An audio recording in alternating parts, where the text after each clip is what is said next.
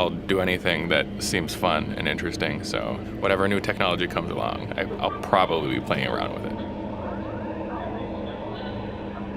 My name's Micah Gansky, and I'm a painter and a sculptor, and I make my work for anyone interested in science and technology.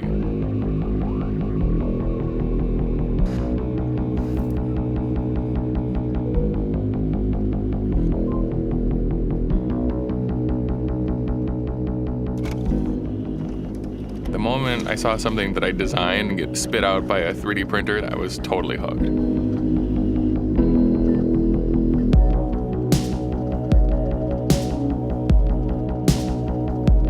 I thought maybe I would just use the 3D printing as ways to quickly generate new ideas and just get things out of my head. But then, of course, I couldn't resist making things bigger, things getting more complicated. My work right now is sort of about humanizing the future. My body of work consists of two parts, the sculptures and the paintings.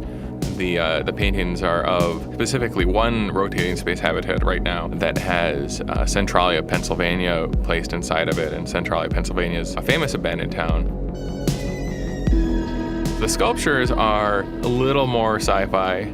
They're a fleet of spacecraft, and each spacecraft is modeled after a different body part. Once I create all the different pieces, then they could potentially be floating through space, like in a giant humanoid form. The next project is going to involve combining the sculpture with virtual reality also.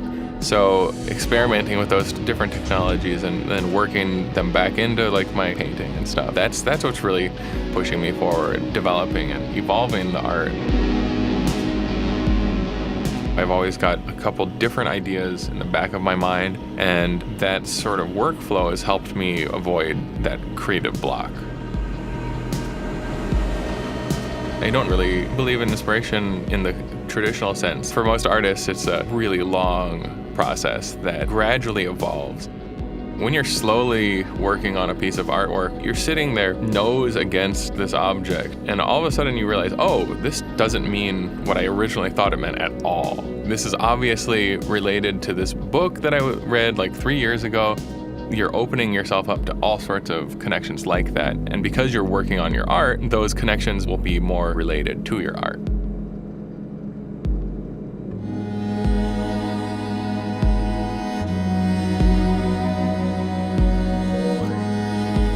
Those sort of connections, that's what real inspiration is. And I think you have to expand your horizons if you want to communicate about things that are bigger than yourself to do something interesting.